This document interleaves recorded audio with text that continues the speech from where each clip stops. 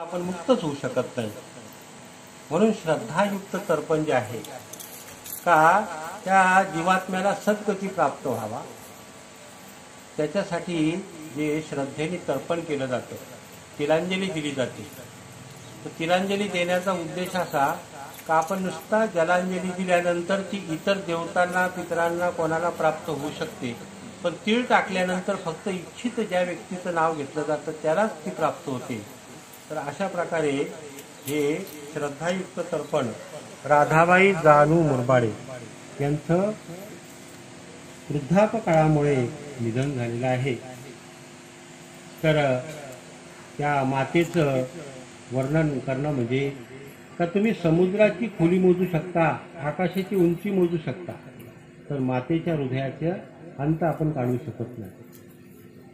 का शेजारनीने दिला भात आणि आईने फिरवला डोक्यावरून हात, तरी सुद्धा तृप्ती ही मातेच्या उदरामध्ये प्रेमामध्ये जी तृप्ती होत असते ती अन्य कशातही होत नसते।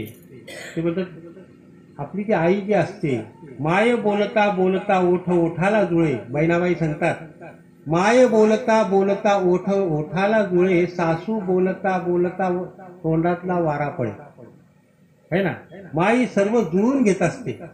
एखादा मुलगा व्याभिचारी जरी असला तरी कोणतीही माता सांगत नाही का माझा मुलगा वाईट आहे, माझा मुलगा चांगलाच आहे, त्याच्यामध्ये दोष नाही, असं हे म्हणजे निर्विकल्प मन असतं, तिच्यामध्ये कोणत्याही प्रकारचा कधीही विकल्प येत नाही। अशा प्रकारे ह्या मातेचं श्राद्ध आहे। त्या निमित्ताने प्रवचनरूपी सेवेसाठी आपण अंतकालेच मामेव स्मरणम, का अंतकाळी, अंतकाळ म्हणजे जीवनामध्ये या देहापासून देवापर्यंत जाण्यासाठी हा नरदेह मिळालेला आहे। तर देहापासून देवापर्यंत जाण्यासाठी आपण काय केलं पाहिजे हे महत्वाचं। का देह तर सर्वांना मिळाला, पशु पक्षी कीटक मुंगी सर्वांना मिळाला, मग सर्वांना एक रोग आहे, त्या रोगाची आपल्याला भीती आहे। सर्वांना एकच रोग कोणता आहे? भवरोग। मृत्यूच आहे, पण जन्मने आणि मरणे। मग जन्मने का? वासनेच्या संगे जन्म गेलेला। एक फोटोग्राफर होता, स्टुडिओमध्ये पूर्वी फोटो काढण्याची पद्धत माहिती आहे तुम्हाला, 20 वर्षापूर्वी तेव्हा का असे मोबाईलमध्ये लगेच फोटो निघत नव्हते। फोटो काढला का 3 दिवसांनी फोटो मिळाला। इंटरव्ह्यू साठी त्याला बोलवलं, त्या मुलाला बोलवल्यानंतर त्या ठिकाणी फोटो काढण्यासाठी तो गेला। गेल्यानंतर फोटो काढत असताना तिथे त्याच्या नाकावर माशी बसली। माशी बसल्यानंतर आता माशी कशी काढणार, हात तर घेऊ शकत नाही। मग त्यांनी थोडंसं तोंड वाकडं केलं, माशी उडाली, त्याच पोझिशन मध्ये त्याचा फोटो काढण्यात आला। फोटो काढल्यानंतर त्या फोटोचा अर्जंटमध्ये त्यांनी फोटो घेतला, पाहिला नाही काय नाही, फॉर्मला चिटकवलं आणि पोस्टाच्या पेटीत टाकले। इंटरव्ह्यूला गेल्यानंतर हा पॅरलेस झालेला माणूस सिलेक्ट कसा केला, त्याला तिथेच रिजेक्ट केलं। आता तो भांडायला कुठे आला? फोटोग्राफरकडे। का बोले तुमची चूक आहे, आता कॅमेरामॅनची चूक आहे का पोस्ट देणाऱ्याची चूक आहे? मग अंतकाळी येतो, तर अंतकाळी आपण पोस्ट कोणती द्यायची, आपण कोणता विचार करायचा? परमार्थ हा यारे यारे अवघे जण याची भलती नारी न, आणि करावा विचार। तो विचार जो आहे तो अध्यात्मामध्ये शिकवायचा असतो, शिकायचा असतो। तर तो विचार करण्याची जी पद्धत आहे हे साधू संतांनी शास्त्रामध्ये आपल्यासाठी गीता, रामायण, भागवत हे अनेक ग्रंथ साध्या सोप्या भाषेत आपल्यासाठी लिहून ठेवले। तर त्या विचाराचं आपण अनुकरण करत नाही। मग का करत नाही? आपण किती सप्ते झाले आतापर्यंत, आपले किती पारायण झाले, किती वर्ष आपण सप्ते ऐकले किंवा पाहिले, श्रवण केलं, मग का परिवर्तन झालं नाही? का आपल्याला ती प्राप्ती झाली नाही? कारण की आपल्याला आपल्याला जे प्रबोधन होतं त्याचं आपण अनुकरण पूर्ण 100% करत नाही। मग त्याच्यासाठी उद्या करू, परवा करू, उद्या करू, म्हातारपणी करू, असं करत करत काय होतं आपलं आयुष्य, मग अल्प आयुष्य मानव देह, शत गणलेची अर्धरात्र खाय, मग बालतो पीडारोग क्षय। मग भजनाशी काय उरले? का आपण त्या पद्धतीचं नामस्मरण करत नाही। तर अंतकाळी ते नामस्मरण आपल्याला उपयोगी पडत असतं आणि ते उपयोगी पडणारं नामस्मरण आहे. त्या नामस्मरणामध्ये आपल्याला मन बुद्धी चित्त हे लावत नाही. लावलं तर आपण अहंकार अडवायत असतो. तर प्रथम आपल्याला आपल्या देहामध्ये मन बुद्धी चित्त अहंकार या 4 गोष्टी आहेत, ह्या कळले पाहिजे. तर संकल्प विकल्प करणे हे कोणाचं काम आहे? मनाचं. संकल्प विकल्प. का पूर्वी बाबा यायचे नाही, दुसरेच बाबा कसे आणले म्हणजे हा विकल्प आहे ना.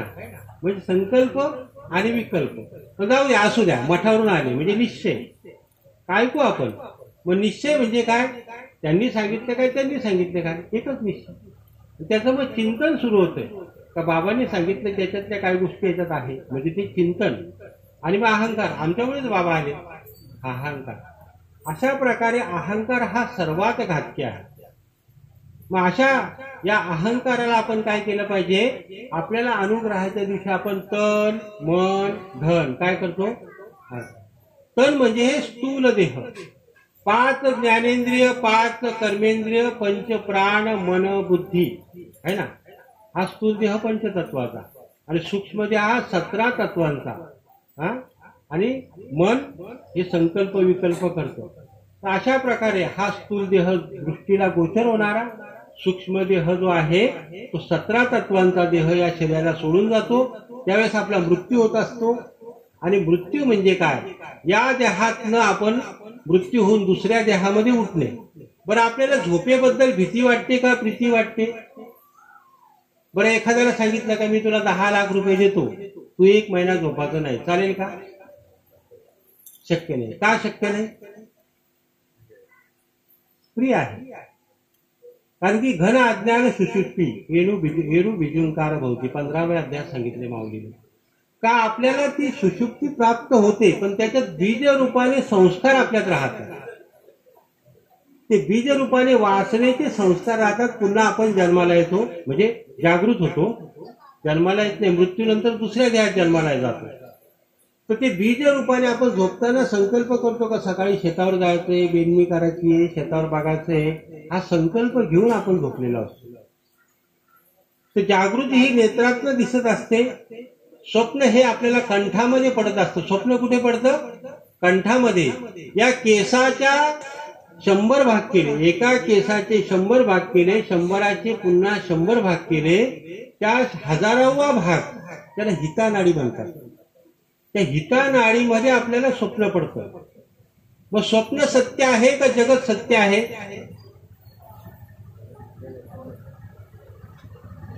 जगत स्वप्नामध्ये स्वप्न सत्य वाटतं का जागृती सत्य वाटतं? थोडा वेदांताचा भाग शिकणं आवश्यक आहे. ते कडू पाणी तुम्हाला औषध पाजावंच लागेल. कारण की जागृतीमध्ये तुम्हाला स्वप्न मिथ्या वाटतं का स्वप्नामध्ये स्वप्न मिथ्या वाटतं? स्वप्न आपल्याला स्वप्नामध्ये खोटं वाटतं का? नाही वाटत. का वाटत नाही? बरं, स्वप्न का पडतं? तुम्हाला एक दृष्टांत सांगतो. चित्रपटगृहामध्ये आपण जातो तर पडद्यावर चित्र आहे ते सत्य का फिल्मातलं सत्य आहे? फिल्ममुळे पडद्यावरचं आहे का पडद्यावरचं फिल्ममुळे? मग फिल्म जे आहे ते मन आहे आणि जो बल्ब आहे तो आत्मा आहे. तो आत्मा जो आहे तो प्रकाशमान आहे. प्रकाशमान आहे, त्या फिल्ममुळे तो पडद्यावर पडत असतो. बरं, प्रोजेक्टर कडे बघणारा एखादा माणूस असतो का पडद्याकडे बघणारा असतो? पडद्याकडे. मग पडद्यावर तुम्हाला पाणी दिसतं तर तहान भागेल का? अग्नीने पडदा पेटतो का? बरं, तिथे व्यक्ती दिसतात, ते व्यक्ती आहेत का? नाही. मग त्या गृहामध्ये लोक कुठे असतात? अंधारामध्ये विरुद्ध बसलेले. मग आपला हा बहिर्वक्र भिंग आहे. कोणता आहे? हा नेत्राचा बहिर्वक्र भिंग आहे. याच्यामध्ये उलट दिसतं. म्हणून उलट प्राणाचा तेथे मनाचा निर्धार असतो. अजपातपणे उलट प्राणाचा तेथे मनाचा निर्धार आहे. मग ते उलट आपल्याला कळत नाही. मग जग हे आपल्या नेत्राद्वारे आपल्याला उलट दिसतं, पण आपल्याला ते उलट बघण्याची सवय झालेली आहे. त्या सवयीमुळे आपल्याला हे सुलट वाटत नाही. बरं, माऊलीने अमृत अनुभवामध्ये एक दृष्टांत दिला. आरशात प्रतिबिंब आहे, पण आरशाचं आहे का? आरशात प्रतिबिंब आहे, आरशाचं आहे का, पण आरशामुळे आहे. किती भाग झाले? आरशात आहे पण आरशाचं नाही, पण आरशामुळे आहे. म्हणजे काय झाली? त्रिपुटी तयार झाली. तिथे काय झाली? ही त्रिपुटी तयार झाली. मग त्या त्रिपुटीमध्ये आपल्याला आरशातलं चित्र आवडतं का चेहरा आवडतो? बघायला काय आवडतं आपल्याला? मोबाईल मध्ये फोटो आवडतो का आपला चेहरा आवडतो? चेहरा आवडतो का? बरं, चेहरा दिसतो का आपल्याला? नाही. मग आपल्याला हे मिथ्या चित्र आवडतं. आपल्या मनाचा स्वभाव काय आहे? मिथ्याला आकर्षित करणं, सत्याला आकर्षित करणं हा मनाचा स्वभाव नाही. मन कसं आहे? म्हणजे सत्वगुणी पण आहे, रजोगुणी पण आहे, तमोगुणी पण आहे. जेव्हा त्याच्यामध्ये सत्वगुण निर्माण होतात तेव्हा ते सत्याला आकर्षित करतं. रजोगुण तमोगुण असताना ते तमोगुणाला आकर्षित करत असतं. तर आपल्यामध्ये रजोगुण तमोगुणाचं प्रमाण जास्त, सत्वगुणाचं कमी झाल्यामुळे आपण या प्रकृतीतल्या वस्तूकडे आकर्षित होतो. कशाकडे आकर्षित होतो? प्रकृतीतल्या वस्तूकडे, या देहाकडे. मग देह सत्य आहे का आत्मा सत्य आहे?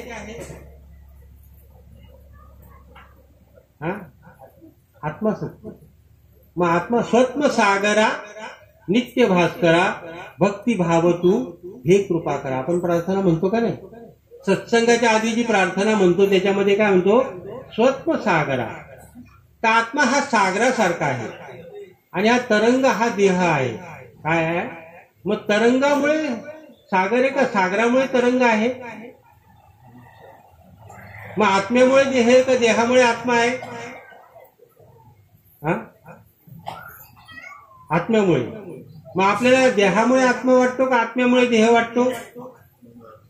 आपण जेव्हा गाडीमध्ये बसतो तर झाडं पळतात का गाडी पळते? बरं वाटतं काय?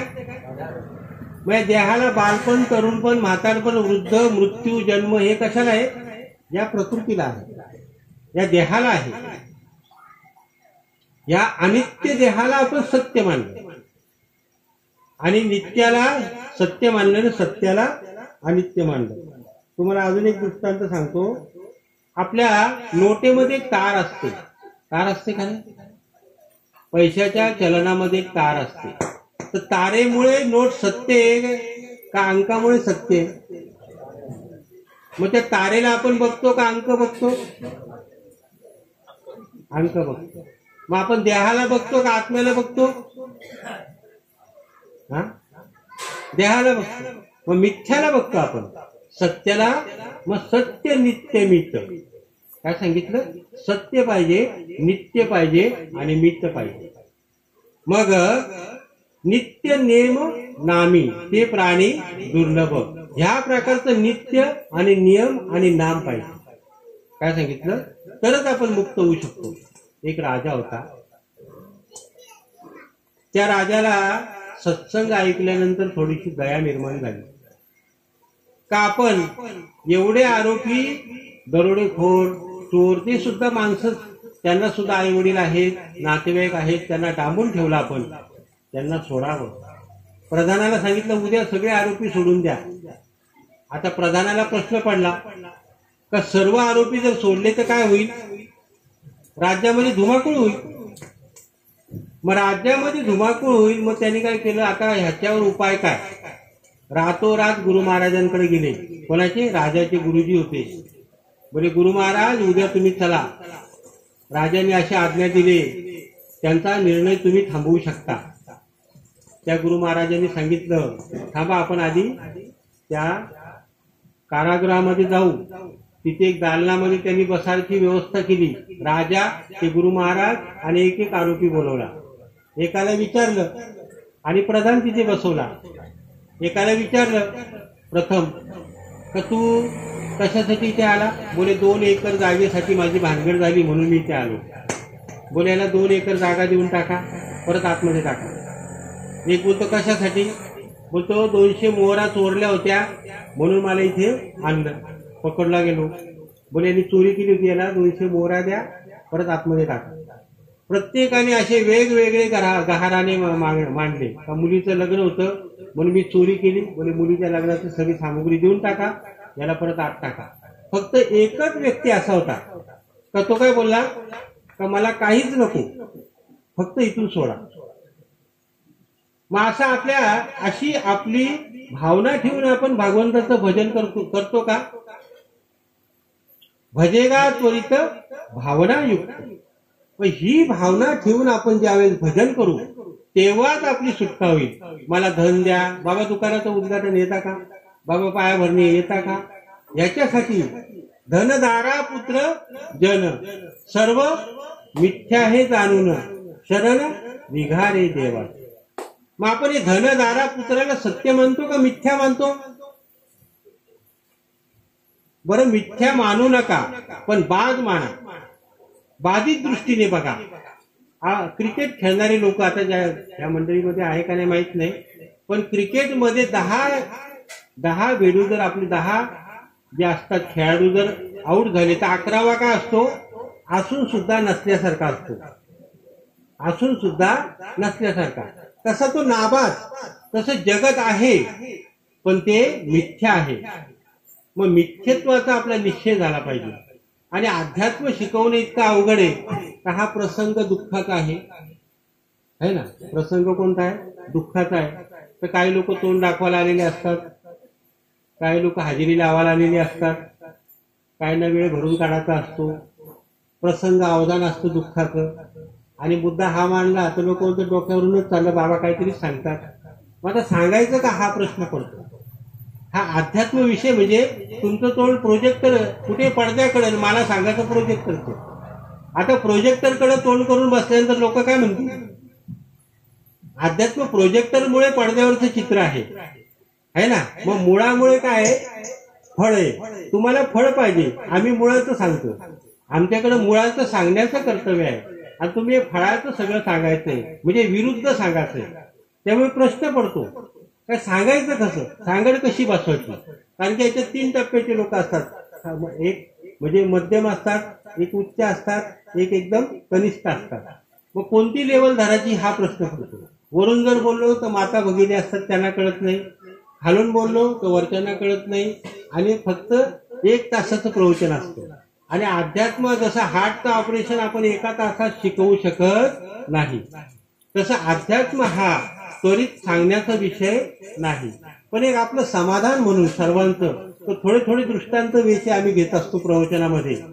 अध्यात्म हा निवांत शिकायचा असतो आणि याच्यामध्ये आपण जे केलेलं चिंतन असतं त्याची रिव्हिजन होत असते. म्हणून आपण अध्यात्म हे प्रवचन रूपी याच्यामध्ये सत्याचं प्रवचन म्हणा किंवा असं जे केवळ आपल्या अध्यात्मासाठीच प्रवचन जे असतं त्या ठिकाणी आपण गहन विषय घेऊ शकतो आणि तो काहींच्या डोक्यावरून जातो. असो तर अंतकालेचं मगाशी मी सांगितलं मामेव स्मरणम. तर मृत्यूबद्दल आपल्याला भीती आहे का प्रीती आहे? भीती आहे. का भीती आहे? भीती का आहे? बरं, भीती ठेवून आपल्याला अनेक जन्म आपल्याला मृत्यू झालेला आहे. त्या अनेक जन्मामध्ये त्या यातनांचा अनुभव आहे, त्या मृत्यूच्या यातनांचा अनुभव आहे. त्याच्यामुळे त्या मृत्यूची आपल्याला काय आहे? भीती आहे. मग मृत्यू जो आहे तो शरीराला आहे, देहाला आहे. मग मृत्यूला 3 स्थूल, सूक्ष्म आणि कारण 3 देह. मगाशी मी सांगितलं हा पंचतत्वाचा स्थूल देह, सूक्ष्म 17 तत्वांचा, 5 ज्ञानेंद्रिय, 5 कर्मेंद्रिय, 5 प्राण आणि मन, आणि कारण देह म्हणजे अज्ञान. म्हणजे आपल्याला ह्या परमात्म्याचं अज्ञान आहे. तो झोपेमध्ये आपल्याला जागृती ही नेत्रामध्ये आहे, मगाचा विषय, आणि स्वप्न हे कंठामध्ये हितानाडीमध्ये असतं, सुषुप्ती आपली हृदयामध्ये असते. तर सुषुप्तीमध्ये आपल्याला तो आनंद जो प्राप्त होतो, ते एखाद्या व्यक्ती झोपल्यानंतर मी सुखाने झोपलो होतो असं म्हणतो. व हे सुख कोणाचं होतं? परमात्म्याचं सुख होतं. परमात्म्याचं सुख होतं, पण त्याचा अनुभव आपल्याला जागृतीमध्ये का येत नाही? आता समजा एखादं भांडं आहे, असं आपल्याकडे एखादं भांडं आहे, ते जर गढूळ पाण्याचं भांडं आपण गंगेमध्ये बुडवलं, झाकण लावलं आणि गंगेमध्ये बुडवलं, पुन्हा काढलं तर ते शुद्ध होऊन येईल का? मग काय होईल? आपण काय करतो? झोपताना आपण काहीतरी संकल्प करतो आणि त्या मनाचं तोंड बंद करतो आणि त्या झोपेमध्ये आपण जातो. झोपेमध्ये जातो, पुन्हा बाहेर आल्यानंतर ते पुन्हा झाकण उघडलं जातं आणि ते पुन्हा झाकण उघडण्याचं की जो संकल्प असतो तो आपल्याला प्रगट होतो. त्याच्यामध्ये सृष्टी दृष्टीवाद आणि अजहतवाद हे 3 वाद आहे. अजहतवादामध्ये जगत झालेलंच नाही. सृष्टीमध्ये दृष्टी पडता क्षणी सृष्टी निर्माण झालेली आहे आणि दृष्टीवाद म्हणजे सृष्टी कालची आहे आणि तिचा संकल्प करून आपण काय करतो, आपल्या वासना इच्छा घेऊन आपण झोपतो. आपण झोपेमध्ये निद्रेमध्ये जात असताना आपल्या इच्छा असतात. मगाशी मी सांगितलं का जे आपलं कर्म असतं त्या कर्माची इच्छा असते, जबाबदारीची इच्छा असते आणि ती जबाबदारी घेऊन आपण झोपेमध्ये जात असतो. मग झोपेमध्ये जात असताना सुद्धा आपण जर नामस्मरण केलं तर ती काय होते, निद्रा होते, समाधी होते. अशा प्रकारे आपण नामस्मरणामध्ये गेलो पाहिजे. कारण की दिवसाचं तुम्ही करू शकत नाही. आपल्या आयुष्यातला अर्धा भाग आपण झोपेमध्ये जातो. नंतर 16 वर्षापर्यंत बालपणात गेलं. राहिलेलं आयुष्य नोकरी, धंदा, जबाबदारी, आजारपण, बाकीच्या. मग भजनाशी काय उरले का? भजनाला काय उरलं? मग त्याच्यासाठी आपण या 24 तासातनं 1 तास हा दिला पाहिजे. बाबांनी 168 तासातनं म्हणजे आठवड्याचे 168 तास त्याच्यामध्ये 1 तासाचा सत्संग, त्या सत्संगामध्ये प्रबोधन करण्याची ही परंपरा बाबांनी इथे प्रत्येक गावागावात सुरू केलेली आहे. ती कशासाठी? का आपल्याला त्याची जागृती झाली पाहिजे. नामस्मरणाची, भक्तीची, ज्ञानाची, वैराग्य, श्रद्धा, सेवा, समर्पण ही साधनं निर्माण होण्यासाठी आपण ते सत्संग रूपी हे उपक्रम सुरू केलेला आहे. तर ह्या गावामध्ये आनंदाची गोष्ट आहे का संख्या जास्त आहे. कारण की ते आपल्या इथले जे मुरबाडे अण्णा आणि मलिक गुरुजी आणि इतर काही भक्त मंडळी यांचं सदैव इथे काहीतरी उपक्रम असतात आध्यात्मिक, त्याच्यामुळे जागृतीमुळे जास्त संख्या असते. पण ही सतत राहावी त्याच्यामध्ये तरुण मंडळींनी सुद्धा जास्तीत जास्त सहभाग घेतला पाहिजे. आता हा कागद जर पेटवायचा आहे उन्हामध्ये तर सकाळी पेटेल का? भिंग काचेमुळे. मग कधी पेटेल? दुपारी. आणि संध्याकाळी पेटेल का? हा नाही. मग हा तरुणोपाय आहे. अध्यात्म काय आहे? तरुणोपाय. वृद्धोपाय नाही. आणि बालपणी काय आहे? बालपणी खेळी रमलो तारुण्य नासवे, वृद्धपणी देवा आता दिसे पहिलं तीर. तर काही लोक वृद्धपणी परमार्थ करायला निघतात, त्याच्यातच फसगत होते. तर दिंडीवारी करायची म्हणजे काय? म्हाताऱ्या माणसाचं काम आहे, रिटायर माणसाचं काम आहे, ज्याला काम धंदा नाही त्याचं काम आहे. मग हा चुकीचा भ्रम निर्माण केलेला आहे. म्हणून तरुण मंडळी याच्यात प्रवेश करत नाही. मग त्या आत्म्याचं महत्व कळत नाही. बघा, इस्कॉन सारख्या संस्थेमध्ये बाहेरच्या संस्था आहेत, ते धोतर घालतात आहे ना, आणि भजन करतात मृदुंग वाजवून. आपले लोक कीर्तन सुटलं का लगेच धोतर सोडून मोकळे होतात. आपली संस्कृती त्यांनी स्वीकारली, आपलं गीता भागवताचं चिंतन त्यांनी केलं. हे पटवण्यासाठी आपल्याला सत्संग रूपी उपक्रम आहे. टोपी लावायला तयार नाही, टोपी सुद्धा घालत नाही ते लोक. बघा, आपल्या संस्कृतीचा परदेशातले लोक का त्या भूमीशी त्यांचा काहीही संबंध नाही, पण ते त्या ठिकाणी प्रचार प्रसार चांगल्या प्रकारे आपल्या गीता भागवताचा झालेला आहे. आणि आपलेच धर्मग्रंथ आपल्यालाच आवडत नाही. का आवडत नाही? कारण ती संस्कार नाही. संस्काराची ही संस्कृती 16 संस्कार, त्यातला हा शेवटचा संस्कार कोणता आहे? तर्पण. जो श्राद्ध जो आहे, श्रद्धायुक्त तर्पण. तो 13 दिवसापर्यंत तो आत्मा, जीवात्मा त्या ठिकाणी त्या कुटुंबामध्ये फिरत असतो. आणि 13व्या दिवसानंतर वर्ष श्राद्धापर्यंत त्या पितृपक्षामध्ये, म्हणजे भाद्रपद महिन्याच्या सर्व पितृ अमावस्याच्या दिवशी सर्व पितृ आपल्या त्या कुटुंबामधले सर्व पितृ त्या ठिकाणी उपस्थित असतात. त्यांना जर आपण त्यांच्या तिथीप्रमाणे किंवा सर्व पितृ अमावस्याला जर आपण त्यांचं श्रद्धायुक्त तर्पण नाही केलं तर त्या कुटुंबाला दोष प्राप्त होत असतो. मग त्या कुटुंबाची प्रगती होत नाही, संतती, संपत्ती आणि इतर विषयामध्ये त्यांना अडचणी निर्माण होत असतात. म्हणून आपल्या इथे श्राद्धाची परंपरा आहे भारतामध्ये, का ही सद्गती प्राप्त व्हावी त्या जीवात्म्याला. तर अशा प्रकारे हे श्रद्धायुक्त तर्पण आपण करण्यासाठी हा उपक्रम सुरू केलेला आहे. तर मामेव स्मरणम जीवन मुक्ता कलेवर. एक व्यक्ती होता, त्यांच्या मृत्यूच्या वेळेस त्यांनी सांगितलं का माझ्या प्रॉपर्टीचा अर्धा हिस्सा मोठ्या मुलाला द्या. काय सांगितलं? मोठ्या मुलाला अर्धा हिस्सा, दुसऱ्या मुलाला त्याच्या अर्धा हिस्सा आणि मुलीला 5वा हिस्सा. आता ती राजस्थानची व्यक्ती होती, उपनिषदामध्ये कथा आहे. तर राजस्थानच्या उंट त्याच्याजवळ 19 होते. किती होते? 19 उंट होते. आता 19 उंट असताना चिठ्ठी अशी लिहून ठेवली का मोठ्या मुलाला अर्धा हिस्सा द्या. ते 19चे अर्धे किती होतात? मग आता एक उंट कापायचा का? बरं त्याचे अर्धे करायला घेतले तर अर्धे होऊ शकत नाही, म्हणजे कापला तर तो राहू शकत नाही. मग प्रश्न पडला, उत्तर कार्य होतं. पण त्यांचा एक मित्र होता, त्या ठिकाणी आला. आल्यानंतर विचारलं, का रे बाबा तुम्ही खिन्न विचारामध्ये का बसले? बोले आमच्या वडिलांनी एक चिठ्ठी लिहून ठेवली, त्या चिठ्ठीमध्ये सांगितलं का आमच्या वडिलांनी 19 उंट ठेवले आणि मोठ्या मुलाला अर्धा हिस्सा द्यायचा. त्यांनी सांगितलं का माझा एक उंट त्याच्यामध्ये मिळवा. आता 19 मध्ये एक उंट मिळवला, किती झाले? 20. 20चे 2 भाग झाले, किती झाले? 10. मोठ्याला दिले 10 आणि लहान्याला किती? त्या 10चे अर्धे 5. मग लहान्याला दिले किती झाले? 15 झाले. आणि मुलीला 5वा हिस्सा म्हणजे किती? 4. मोठ्याला 10, बारक्याला 5 आणि 4 पंचे 20 म्हणजे 4. मुलीला किती? 4 म्हणजे किती झाले? 19. आणि तो टाकलेला उंट पुन्हा बाजूला गेला. जोपर्यंत जीवनामध्ये आपल्या सद्गुरू किंवा महापुरुष आपण स्वीकारत नाही तोपर्यंत या देहाचं गणित आपल्याला सुटणार नाही. मग ते कोणते?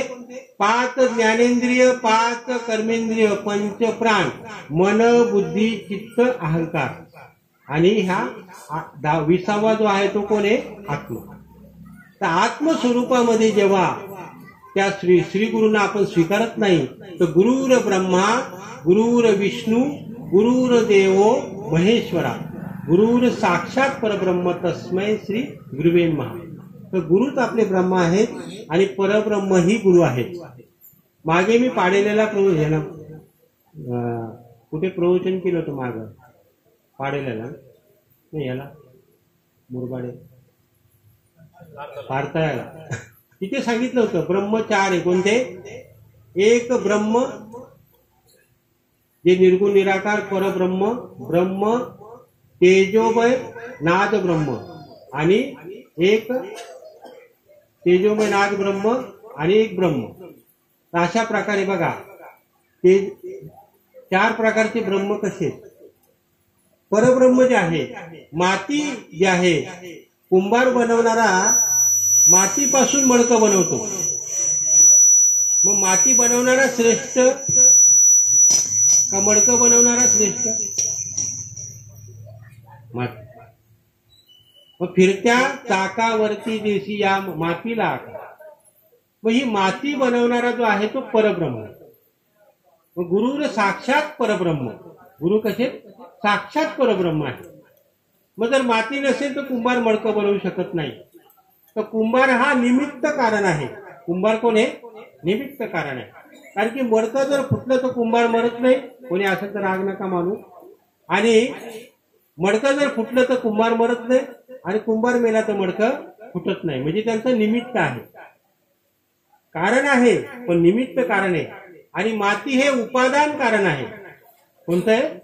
उपादान कारण आहे. कारण की मातीशिवाय मडकं राहू शकत नाही. तर मायेने काय केलं? आपल्याला निमित्तला उपादान केलं, उपादानला निमित्त केलं.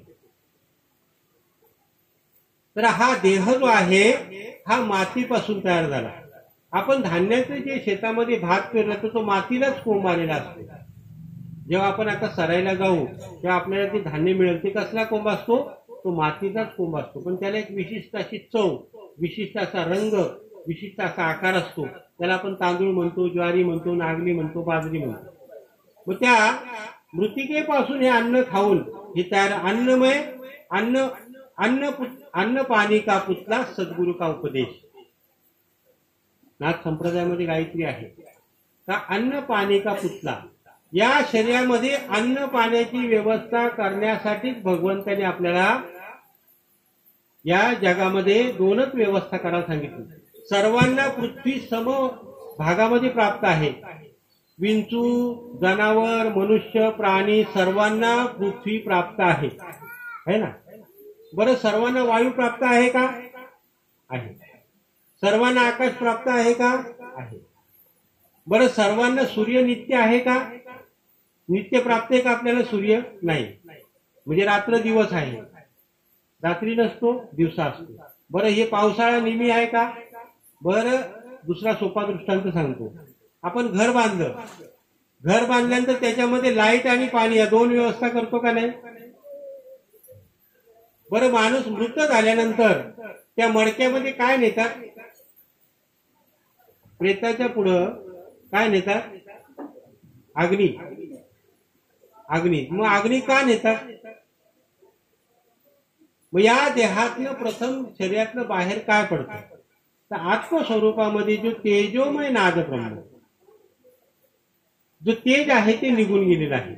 आणि त्याचं बोलण्याची शक्ती, जेव्हा माणसामध्ये शक्ती कमी होते त्याचा आवाज खोल जात असतो. आवाज जेव्हा खोल गेला तर त्याची शक्ती कमी होते. म्हणजे मृत्यूच्या समयी त्या माणसाचा आवाज सुद्धा बंद होतो. म्हणजे तेज जात असताना आपलं शरीर थंड पडतं आणि नाद सुद्धा बंद पडतो. आकाशामध्ये वीज चमकते त्यावेळेस काय होतं? आवाज होतो आणि काय होतो? प्रकाश पडतो. म्हणजे तेज आणि नाद दोन तार होतात का नाही? मग प्रथम आपल्याला आवाज येतो का प्रथम आपल्याला प्रकाश पडतो? प्रकाश पडतो. मग प्रकाश का पडतो? मग या देहामुळे आपण ओळखतो का आत्म्यामुळे ओळखतो? शरीराला शरीराला आपण आत्मा म्हणून समजतो का देह म्हणून समजतो? मी लहान आहे, मी मोठा आहे, देह म्हणून ना. मग देहबुद्धी आत्मबुद्धी झाली पाहिजे. देहबुद्धी आत्मबुद्धी झाली पाहिजे. मग उजेडी राहिलो, उजेड होईल. मग त्या प्रकाशमान, मग तेजोमय, आपण जे स्वप्नामध्ये जो प्रकाश बघतो तो आपल्या आत्म्याचा प्रकाश आहे. स्वप्नामध्ये आपण डोंगर, दऱ्या, नातेवाईक सर्व झालेले असतो. कोण असतो? आपणच असतो. मग जागृतीमध्ये आपणच झालेलो आहोत.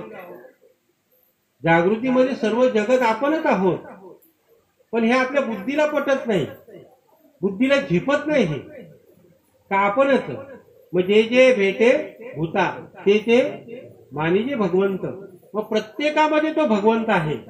मग कोणाला खांबात दिसला, कोणाला गाढवात दिसला, कोणाला कुत्र्यात दिसला, मग कोणाकोणाला दिसला? मग आपल्याला खांबात दिसतो का? मग भागवतामध्ये 3 प्रकारचं दर्शन सांगितलंय का? मंदिरात पाहणे म्हणजे कोणतं दर्शन, आणि स्वप्नात पाहणे म्हणजे एक साधारण आणि एक मध्यम आणि उत्तम दर्शन म्हणजे अपरोक्ष भगवंताला पाहणे, त्या भगवंताला आतमध्ये पाहणे. मग स्वात्म सागरा, मग असे मी सांगितलं, मामेव स्मरणम जीवन मुक्ता कलेवरम, का तैसा हृदयामध्ये मी रामू, असता सर्व सुखाचा आरामू, की भ्रांतासी कामू विषयावय.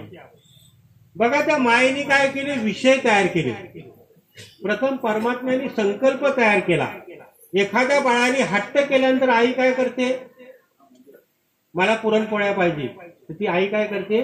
त्याला रांधून त्या पुरणपोळ्या करून देते. शिरा पाहिजे, शिरा करून देते. तर संकल्प कोण करतो? परमात्मा करतो. पण ईश्वर मायेच्या साह्याने ही सृष्टी जीवाला निर्माण करून देतो, है ना. मग सृष्टी जीवाला निर्माण करून देतो. मग हे सर्व सृष्टी चक्र कोणाच्या हातात आहे? ईश्वराच्या हातात आहे. मग आपल्याला ईश्वर कळायला पाहिजे. जगतामध्ये 3 गोष्टी आहे. कोणत्या? एक माया, ईश्वर आणि ब्रह्म. या 3च गोष्टी आहेत जगामध्ये. पण आपल्याला किती वाटतात?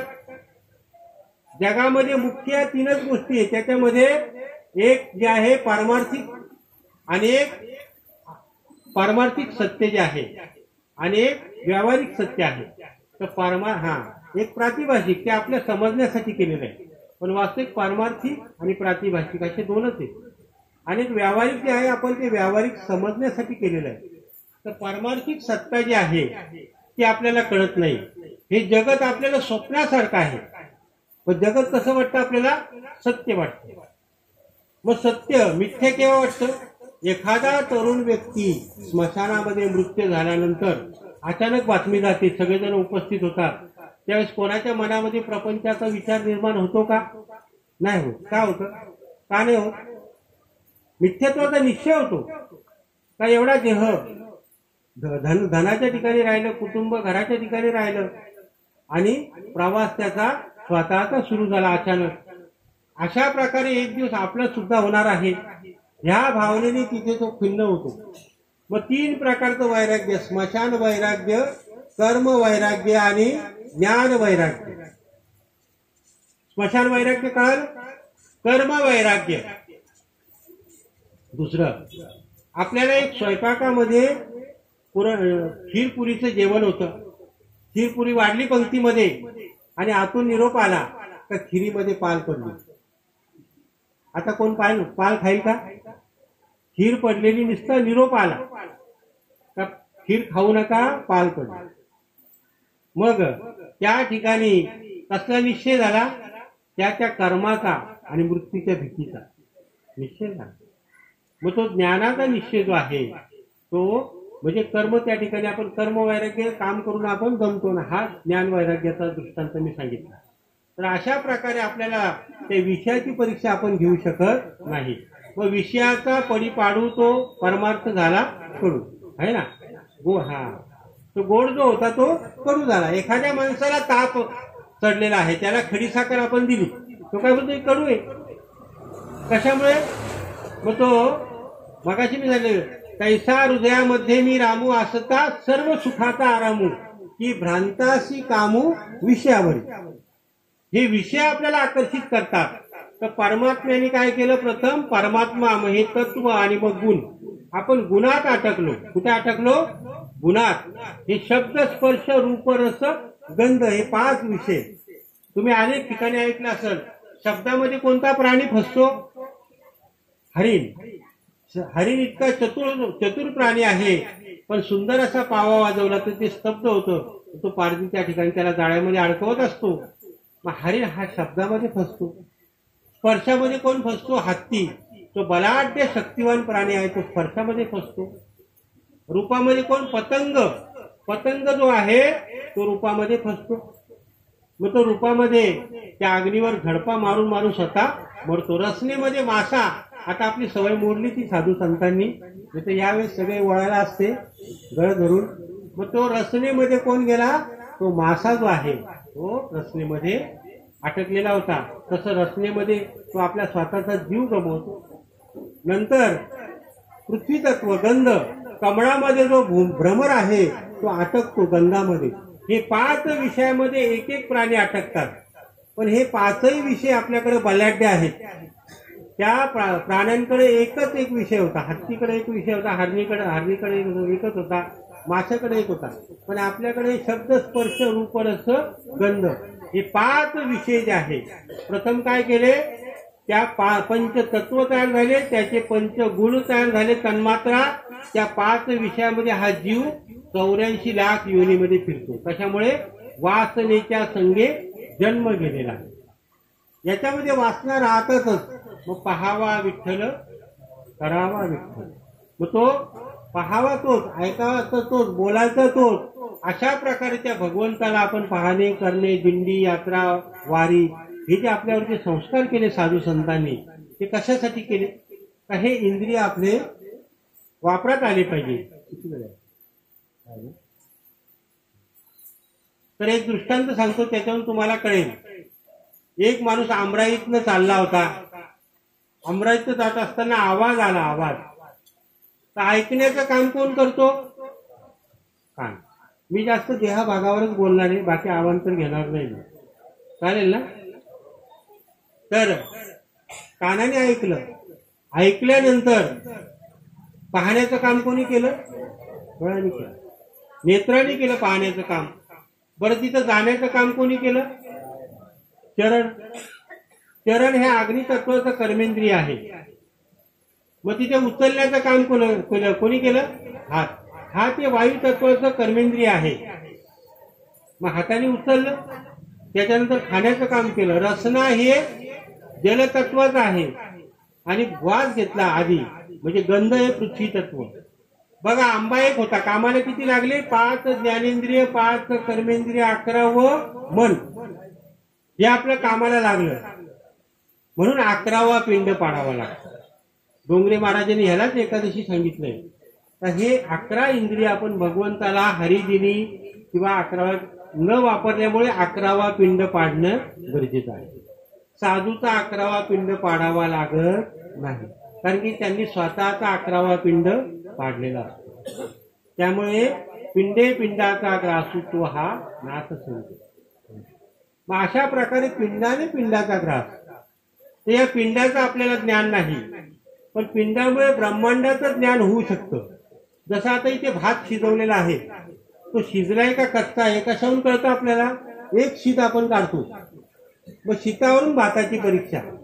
लोक ते ब्रह्मांडात शोधतात, नासा ब्रह्मांडात शोधतात, त्यांना शोध लागणार नाही. तुम्ही पिंडातनं शोधाच्या, पिंडातनं शोधलं तर सापडेल, ब्रह्मांडातनं पिंड सापडणार नाही. मग आपण हा पिंड जो आहे अन्नमय शरीर असल्यामुळे तो भाताचा पिंड आपण तिथे तर्पणासाठी वापरतो. त्या व्यक्तीचा 3 पिढ्यांचा उल्लेख तिथे केला जातो शास्त्राप्रमाणे.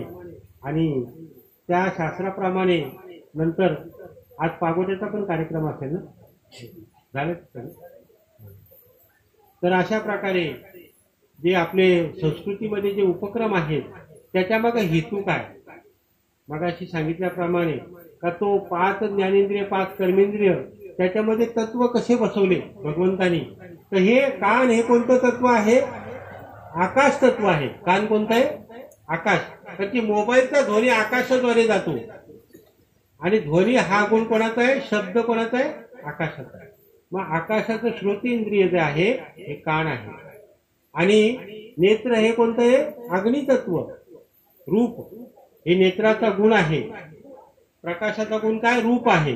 मग नेत्राद्वारे आपल्याला जगत दिसतंय, म्हणून नेत्र हे अग्नितत्वाचं ज्ञानेंद्रिय आहे.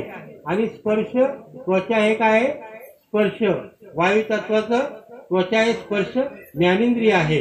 हात हे कर्मेंद्रिय आहे. आणि पाय हे अग्नितत्वाचं ज्ञानेंद्रिय आहे. चालताना आपण डोळे उघडे ठेवतो का बंद ठेवतो? का ठेवतो? डोळे उघडे ठेवून का चालतो आपण? कारण की चरण हे कर्मेंद्रिय आणि नेत्र हे ज्ञानेंद्रिय. आपण आंधळ्या पांगळ्याचा अभंग म्हणता का? आंधळ्या पांगळ्याचा विठोबाला. मग ते का म्हणतात? आपल्याकडे आंधळे पांगळे हे इंद्रिय आहेत. कसे? आता हा भाग जो आहे कोणता आहे? ज्ञानेंद्रियाचा आहे. कोणता? शब्द, स्पर्श, रूप, रस, गंध. आले का 5? याच्यात एक जरी कमी झाला तर माणूस जातो. त्याच्यामुळे महत्वाचा म्हणजे याच्यातनं अग्नी प्रथम जातो, म्हणून प्रेताच्या पुढे अग्नी ठेवला जातो. त्या अग्नीवर पुन्हा देह ठेवला जातो आणि तो अधोगती तेजोमय नाद ब्रह्म म्हणून तो अग्नी अपसव्य दिशेने प्रदक्षिणा केली जाते, है ना. सव्य आणि अपसव्य याच्यात काय फरक आहे? आपण नट पिळताना असं फिरवलं तर तो काय होतो? सव्य होतो. आणि असं फिरवलं तर काय होतो? अपसव्य. म्हणजे या शरीर सोडून तो निघून गेला, म्हणून अपसव्यची प्रदक्षिणा केली जाते. आणि हा घट जो आहे याच्यामध्ये 75% जल आहे. किती आहे? 75% पाणी आहे. म्हणून ते जलतत्वाचा हा घट फुटलेला आहे. आणि हा काय झाला? ऊर्ध्वगतीला हा जीवात्मा गेलेला आहे. अशा प्रकारे आपल्याला त्या कर्मामध्ये त्याचं ज्ञान होत नाही. आपण रूढी म्हणून करतो. पूर्वी गणेश उत्सव हा रूढी म्हणून होता का शास्त्र म्हणून होता? लोकांना संघटित करणं हा हेतू होता. गणेश उत्सव संघटित करणे हा हेतू होता. आता संघटित झाले का विघटित झाले? म्हणजे आता रूढी झाली. त्यांनी केलं म्हणून मी केलं, मी केलं म्हणून त्यांनी केलं. एका व्यक्तीच्या घरी उंदीर देवाऱ्यामध्ये पूजेच्या वेळेस देव उलटे पालटे करायचा, लुटून द्यायचा, दिवा लुटून द्यायचा. त्याने उंदरासाठी काय आणलं? मांजर आणली. आता मांजर त्रास द्यायला लागली, मांडीवरून बसायला लागली. मग तिला टोपली खाली डालून ठेवायचं, त्याच्यावर समय ठेवून द्यायचा. आता समय ठेवल्यानंतर उत्तर कार्य झालं. ती व्यक्ती मृत पावली. मृत पावल्यानंतर त्या मुलाला सांगितलं आता आजोबा गेले देवाघरी आता पूजा सुरू करा. बोले मांजर आणायला लागेल का? बोले मांजर आणल्याशिवाय ती पूजा करत नव्हते. आता मांजर आणणं आवश्यक आहे का? नाही. मग रूढी म्हणून त्यांनी केलं म्हणून मी केलं, त्याने असं केलं म्हणून तसं केलं. तसं नाही, त्याच्या मागे शास्त्रीय हेतू काय. म्हणजे माऊली म्हणतात राज्य ते तृण मानावे आणि विष ते घेवावे. म्हणजे शास्त्र म्हणते ते सांडावे. मग शास्त्र जे राज्य सुद्धा तुम्ही गवतासारखं तृणासारखं माना, तर शास्त्र आणि संत सल्ला या दोघांचाच घ्या अध्यात्मामध्ये.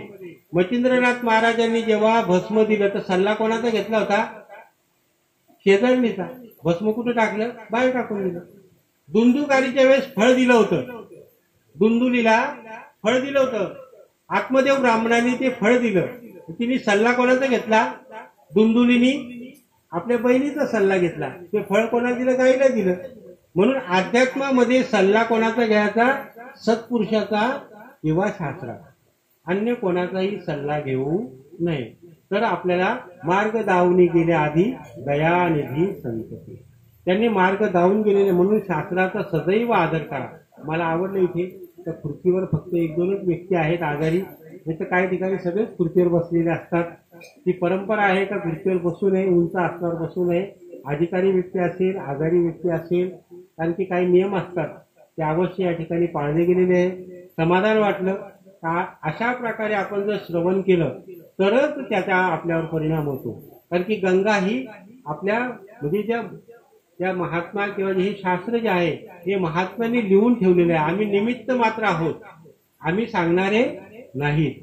आम्ही काय, आम्ही मार्केटिंग करायला आलो. हा माल खपत नाही म्हणून खपवायला आलो है ना. कोणी घेत नव्हता, त्यांच्यामध्ये आवड निर्माण करायची, त्यांना सवड काढायची वेळ द्यायची. तुम्ही सवड काढा, आवड निर्माण करा त्याच्यासाठी. कारण की ज्याची खावी पोळी त्याची वाजवावी टाळी. मग त्याची टाळी प्रत्येकाने वाजवली पाहिजे. तो भगवंताच्या ठिकाणी प्रत्येकाला जायचं आहे. तर अशा प्रकारे अंतकालेच मामेव स्मरण जीवन मुक्ता कलेवरम यत प्रसिद्धी समद्भवा याती नक्षत्र संशय. त्याच्यामध्ये संशय आणि निश्चय. एक राजा होता. राजा विचारसागरामध्ये कथा आहे. त्या राजाजवळ भृचा नावाचा एक प्रधान होता. भृचू. तो भृचू जो होता तो प्रधान हुशार होता. हुशार असल्यामुळे आता हुशार, बुद्धिवान आणि प्रथम क्रमांकावर, मग त्याचे विरोधी तेवढेच. मग त्याला त्या चौघांनी नेलं जंगलामध्ये, मारलं आणि कोरड्या विहिरीत टाकून दिलं. त्याचे कपडे आणले. राजाला काय सांगितलं का त्या प्रधानाची हत्या झाली भृचूची. वाघाने खाल्लं त्याला. रक्तबंबाळचे कपडे त्याला दाखवले. राजाला वाटलं खरोखर खाल्लं असं. राजाने विषय सोडून दिला. पण त्या कोरड्या विहिरीमध्ये एक वैद्य चाललेला होता बाजूनी. त्याने विवळण्याचा आवाज ऐकला. ऐकल्यानंतर त्याला बाहेर काढलं, उपचार केला, मलमपट्टी केली. पण वस्त्र नव्हती त्याच्याकडं. आपले वल्कलं झाडाच्या साली बिली लावून तो आपला तपश्चर्या करू लागला. धुनी पेटवायचा, अंगाला भस्म लावायचा, कीटक चावू नये म्हणून, आणि तपश्चर्या सुरू केली.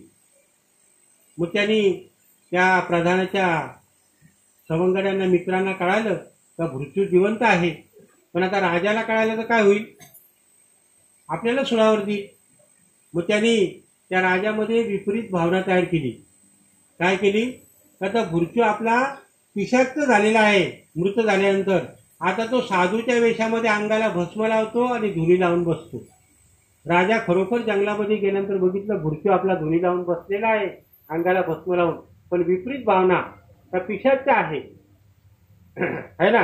म्हणजे संशय निर्माण झाला आणि संशयामुळे काय झालं, तो पुन्हा परत आला. म्हणजे स्वतःच्या प्रधानाला तो मुकला. अशा प्रकारे आपला आत्म्यावर विश्वास बसावा. आणि आत्मा हा नित्य आहे, सत्य आहे. आत्म्याचे गुण कोणते? सत, चित, आनंद हे आत्म्याचे गुण आहे. आणि दुःख, असत आणि जड हे कोणाचे? प्रकृतीचे धर्म आहे. पण प्रकृती काय करते? या शरीराला सत्य दाखवते आणि या विषयामध्ये आनंद दाखवते आणि ज्ञान प्रकाशन त्याचंच करते. हे असत, दुःख, जड हे सच्चिदानंदाचं प्रतीती त्याच्यावर दाखवते ती. आणि त्या भ्रमामध्ये आपलं आयुष्य आपण घालवत असतो. त्याच्यासाठी आपण मामेव स्मरण, भगवंतांनी काय सांगितलं? माझं स्मरण करा. माझं स्मरण करा म्हणजे कसं स्मरण करा बरं. आपण जे मडकं बनवतो, मडकं कशापासून बनवतो? मातीपासून. बारगी बनवतो कशापासून? रांजण बनवतो कशापासून? दिवा बनवतो कशापासून? मातीपासून. सर्व माती आहे. मग सर्व कसे? आकार वेगळे. दिव्यामध्ये काय? अग्नी आहे, रांजणामध्ये पाणी आहे, विरुद्ध आहे तत्व त्याच्यामध्ये. पण तसं बघायला गेलं तर त्याने जर माती म्हणून जर विचार केला तर रांजणाने काय बोललो? मी माती आहे. मग तो काय होईल? स्वस्वरूपाला जाईल. तो बोलला मी रांजण आहे, तर तो काय? माईक विचार होतो तो. मग तत्वरूपाने आपण कोण आहे? रांजण. रांजणाने विचार काय केला पाहिजे? काय रांजण नाही, हे माती आहे. आता हा कपडा आहे, आपण याला टोपी म्हणतो, शर्ट म्हणतो, धोतर म्हणतो. आहे काय? ते सुतच आहे ना, एक धागा सुताचा. तर ते वस्त्र जे आहे ते कापसापासून तयार झालेलं आहे. पण त्या वस्त्राला आपण विसरलो. जसं आपण बेसनाचे आपण तांदूळ आहे, तांदळाची खीर बनवली, नंतर आपण मिरगुडी बनवली, आपल्या खारवडी बनवली, नंतर भाकरी बनवली, घावणे बनवले. आहे काय? तांदूळ. मग तसं आपण या पदार्थाला भुललो, आपण त्या व्यंजनाला भुललो, या जगताला भुललो. पण तत्व रूपाने पुन्हा आपण गुणाला भुललो. त्या तत्वाने आपण काय करू? सत्वाकडे जाऊ. तत्वाने आपण सत्वाकडे जाऊ, गुणाने अधोगतीकडे जाऊ. कारण की गुणाने आपल्याला निर्गुण करणार आहे, तत्वाने आपण निर्गुणाकडे जाऊ. आणि गुण हे विरुद्ध आहेत, भगवंताच्या कसे? विरुद्ध आहे. गुण का निर्माण केले विरुद्ध? कारण की माया विरुद्ध आहे. सूर्याच्या दिशेला तोंड करून राहिलो तर सावली कोणत्या दिशेला पडते? विरुद्ध दिशेला पडते. बरं, सावली आपण आपली पकडण्याचा प्रयत्न केला तर सावली हातात येते का? नाही. पण आपण पूर्वेच्या दिशेने जर प्रवास केला सकाळी तर सावली आपल्या मागे येत असते. दुसरा दृष्टांत, जेव्हा कृष्ण भगवंताचा जन्म झाला तर वसुदेवाने आपल्या मस्तकावर कोणाला ठेवलं होतं? भगवंताला का मायेला? भगवंताला. मग भगवंताचा विचार जेव्हा आपल्या मस्तकामध्ये विचारात राहील तेव्हा आपली सुटका होते. आणि जेव्हा मायेला जेव्हा घेऊन आले तेव्हा बंधन निर्माण झाले. मग आपल्या भोवती आता बंधन आहेत का आपण सुटलेलो आहोत? बंधन आहेत म्हणजे आपण बद्ध आहोत. आपण कोणाला स्वीकारले? माय. बरं, मायेला सोडायचंय का धरायचंय? सोडायचं. बरं, सोडणं सोपं आहे का धरणं सोपं आहे? हा, धरणं सोपं आहे. साप धरायचा आहे, धरता येईल का? पण बरणी धरलेला साप आहे, सोडायचा आहे, सोडता येईल. सोडणं सोपं आहे, धरणं सोपं नाही. सोडणं सोपं आहे. पण हा अवघड प्रपंच जो आहे, शास्त्र सांगते का परमार्थ इतकी सोपी वस्तू जगात नाही. हा का? नामस कीर्तन साधन पै सोपे जळतील पापे जन्मांतरीचे. का जन्मांतरीचं पाप जाळण्याचं सामर्थ्य कोणामध्ये? ते केवळ नामामध्ये आहे. पण ते नाम आपण मगाशी मी बोललो का उद्या करू, परवा करू, म्हातारपणी करू, करू करू करू करू करता करता आपलं आयुष्य निघून गेलं. ते 21,600 वेळेस आपल्या देहामध्ये तो जप चालू आहे. शेवटचा एक दृष्टांत सांगतो आणि या समारोप करतो या प्रवचनरूपी सेवेचा. या ठिकाणी आपल्याला एक भूत प्रसन्न आहे. कोणतं? एक व्यक्तीला एक पिशाच प्रसन्न झाला. त्यांनी सांगितलं का मला रोज एक काम द्यायला लागेल. काम नाही दिलं तर मी तुला संपवून टाकेल. तो बोला का वीर बांध, लगे वीर बांधून आला. रस्ता कर, रस्ता केला.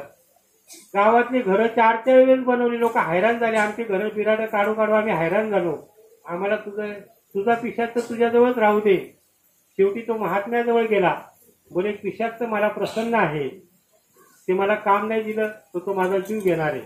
त्यांनी सांगितलं त्याला एकच काम द्या, एक सरळ खांब करायला लावा. त्याला सांगायचं वर जा खाली, वर जा खाली. अशा प्रकारे त्याला ते कामाला लावलं. ते कंटाळला निघून गेलं. अशा प्रकारे हे मन रूपी पिशाच आपल्याला प्रसन्न झालं. मन करारे प्रसन्न सर्व सिद्धीचे कारण. अशा प्रकारे त्याला प्रसन्न कर. आजपातपणे उलट प्राणाचा तेथे मनाचा निर्धार असे. मनाला बुद्धीमध्ये स्थिर करण्यासाठी हा शेवटचा दृष्टांत सांगितला. बाबांनी आपल्याला सोपी युक्ती सांगितलेली आहे. 21,600 आपण किती रोज जगतो हा आपली आपली आपली आपण करा सोडवणं संसार बंधन वेगी तोडा. तर आपण 21,600 किती जप आपण करतो हा विचार आपण करा आणि आपली सोडवणूक करून घ्या. थोडासा पर्याय म्हणून या ठिकाणी राधाबाई जानू मुरबाडे यांचं वृद्धापकाळामुळे निधन झालेलं आहे. त्यांच्या पश्चात श्री तानाजी बाबू मुरबाडे, तुकाराम अनंत मुरबाडे, बाळकृष्ण पांडुरंग मुरबाडे, भाऊ शांताराम मुरबाडे, जगन्नाथ दामोदर मुरबाडे व बाकी काकी आहेत. तर श्री खंडू शिवराम मुरबाडे अण्णा यांची भावजई त्यांचा नंतर याच्यानंतर काही अजून नावं दिलेत. श्री मारुती जानू मुरबाडे, श्री भाऊ जानू मुरबाडे, संभाजी जानू मुरबाडे, सौ रमाबाई बुधाजी खापरे, केशर दिनकर पवार व हिराबाई रमेश संथे. अशा प्रकारे हे मातोश्रीच श्रद्धायुक्त तर्पण 20/7/2025 रोजी त्यांचं झालेलं आहे. त्यांच्या जीवात्म्याला वीर शांती मिळो. श्री क्षेत्र टाकेश्वर मठ व श्री क्षेत्र संगमेश्वर मठ नाथ संप्रदायातर्फे त्या मातेला श्रद्धांजली अर्पण करण्यासाठी मी हे प्रवचनरूपी सेवा श्री गुरूंच्या आज्ञेप्रमाणे आणि आपल्या सर्वांच्या आज्ञेप्रमाणे केलेली आहे. जे योग्य आहे ते गुरु महाराजांच्या प्रसादामुळे आपल्याला प्राप्त झालं. म्हणजे अयोग्य माझ्या वाणीतला दोष आहे असं समजून मी स्वीकारायला तयार आहे. झालेली सेवा पांडुरंग परमात्म्याच्या चरणी अर्पण करून आजच्या सेवेला मी पूर्णविराम देतो. कुंडली कवरदार विठ्ठल श्री ज्ञानदेव तुका पंढरीनाथ भगवान की जय. महावली ज्ञानेश्वर जगद्गुरु संत तुकाराम विठ्ठल विठ्ठल विठ्ठल. कुंडली कवरदार विठ्ठल श्री ज्ञानदेव वासुदेव हरी वासुदेव. सद्गुरु शिलनाथ महाराज की जय. सद्गुरु रिद्धिनाथ महाराज की जय. टाकेश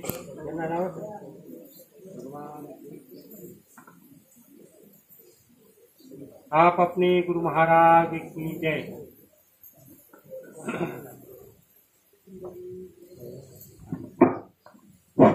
या ठिकाणी मातोश्रींच्या या उत्तर कार्याच्या निमित्तानं खऱ्या अर्थानं आपल्या श्री क्षेत्र टाकेश्वर मठाचे परमपूज्य गुरुवर्य योगी फुलनाथजी बाबा यांचे परमशिष्य आणि या ठिकाणी योगी यशनाथ बाबा यांनी येऊन अतिशय उत्कृष्ट अशा प्रकारचं खऱ्या अर्थानं मानवाच्या जीवाला कशाची आवश्यकता आहे, मानवाने काय करावं, आपलं जीवन जगत असताना कोणत्या प्रकारचं जीवन जगावं, ह्या अध्यात्मातून खऱ्या अर्थानं अंतकालेच माम एव स्मरणमुक्त कलेवरम एस प्रयाती मदभाव याती नास्तेत्र संशय या श्लोकाच्या आधाराने मला वाटतं सर्व आध्यात्मिक वेदांत याचा सगळ्याचा उहापोह या ठिकाणी केला.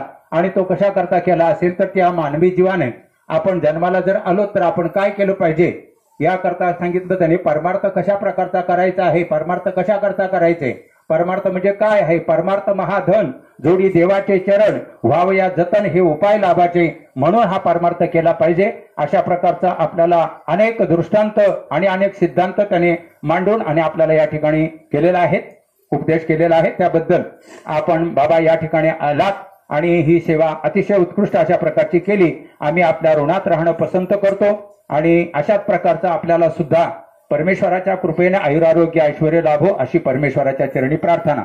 त्याचप्रमाणे या ठिकाणी आता सर्वांनी जागेवरच बसून घ्यायचे. आता लगेच श्रद्धांजलीचा कार्यक्रम होणार आहे.